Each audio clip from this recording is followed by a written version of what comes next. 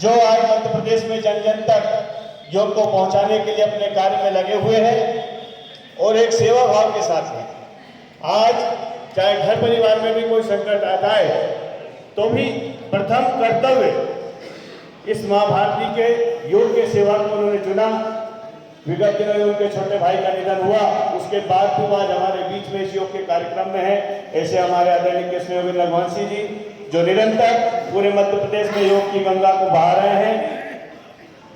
हमारे महिला पतंजलि योग समिति के राज्य कार्यकारिणी के सदस्य के रूप में और जिन्होंने बहनों के सदैव योग के क्षेत्र को इस गुना में ही नहीं प्रदेश में भी जगह जगह पर योग को आगे बढ़ाया, आदरणीय बहन सुधा त्रिवेदी जी। हमारे राज्य कार्यकारिणी में आदरणीय भाई वीरेंद्र धाकर जी जो निरंतर हमारे साथ पूरे प्रदेश में कार्य को आगे बढ़ा रहे हैं। हमारे संरक्षक आदरणीय सीपी रघुवंशी जी, हरि सिंह यादव जी, महावीर सिंह तोमर जी, जिनका सदैव हर कार्यक्रमों में एक भामाशाह के रूप में उनका सदैव सहयोग मिलता रहता है। और कोई भी कार्य करना हो, जब तक एक अर्थ के रूप में एक बड़ी शक्ति हमारे बीच में नहीं आती तब तक उस कार्य को करना असंभव जैसा होता है। तो हमारे भामाशाह आज हमारे बीच में विद्यमान है और हमारे बीच में भाई दिलीप सक्सेना जी, संजीव फनसरकर जी, जिनका निरंतर इस संगठन को सदैव मार्गदर्शन और एक बड़े सहयोग के रूप में उनका सदैव सानिध्य मिला है।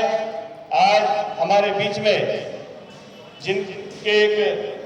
विशेष जिम्मेदारी के पश्चात आज के इस कार्यक्रम की रूपरेखा को तैयार करने में किस तरह हम एक बड़े आयोजन को कर सकते हैं, हमारे भारत स्वाभिमान के नवनियुक्त जिला प्रभारी आदरणीय डॉक्टर विश्वास जी, जिनका जन्मदिन है, एक बार जोरदार अभिनंदन के साथ देखो हमारा परिवार इतना बड़ा हो चुका है कि परिवार में कहीं सुख है कहीं दुख है, हर चीज को समायोजन, योग का नाम यही है कि हम हर चीज को समायोजन करते हुए हमारे कार्य को आगे बढ़ाएं। तो हमारा इतना बड़ा परिवार हो चुका है कि कहीं कोई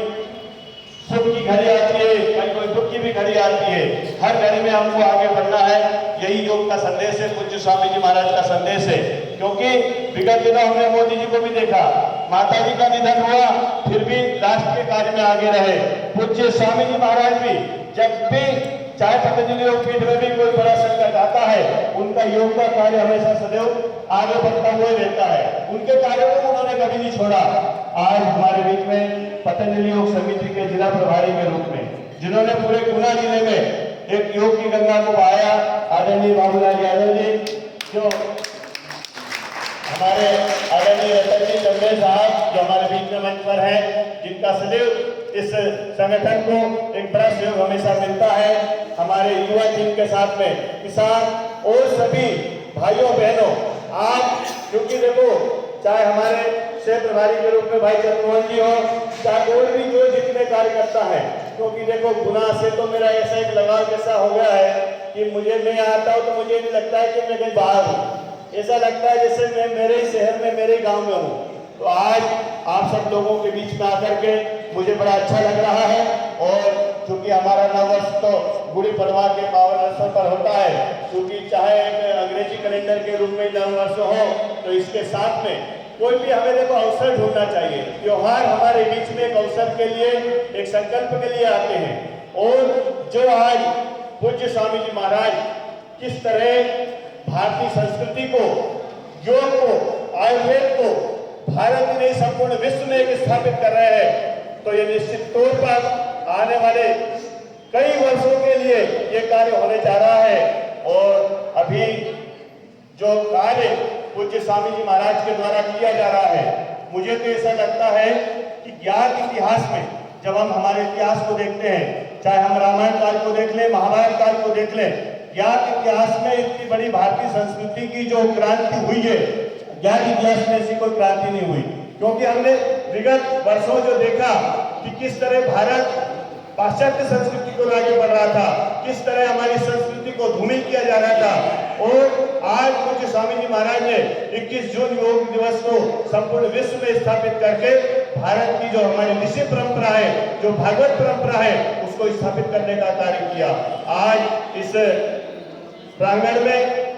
सैकड़ों भाई बहन जो यहाँ मौजूद हैं। साथियों, विगत दिनों एक प्रस्ताव हमारे आदरणीय भाई कृष्णयोगेंद्र रघुवंशी जी के द्वारा मुझे मिला था, तो उसी प्रस्ताव के संबंध में भी मैं आपसे चर्चा करने आया हूँ, क्योंकि आगामी 5, 6, 7, 8 तारीख में हमारे गुरुधाम में जाने का एक अवसर है और वहाँ पर राष्ट्रीय कार्यकारिणी की जो बैठक है उसमें हमको पहुँचना है। तो अभी चूंकि पूज्य स्वामी जी महाराज 2005 से लेकर के और उससे पूर्व भी पूरे भारत में जन जागरण के लेकर के योग आयुर्वेद को लेकर के बड़े कार्यों के रूप में पूरे भारत के भ्रमण को उन्होंने किया था। और मुझे आज भी याद है कि जब बैतूल से उनकी कार्यक्रम की शुरुआत मध्य प्रदेश में 2011 में हुई थी और महाकाली जैन में उनका समापन हुआ था, इसके पश्चात सीधे दिल्ली रामलीला मैदान में यहाँ से पहुंचे थे और उसी यात्रा के पश्चात भी कई आयोजन हमने यहाँ पर किए। पूज्य स्वामी जी महाराज ने एक संकल्प लिया था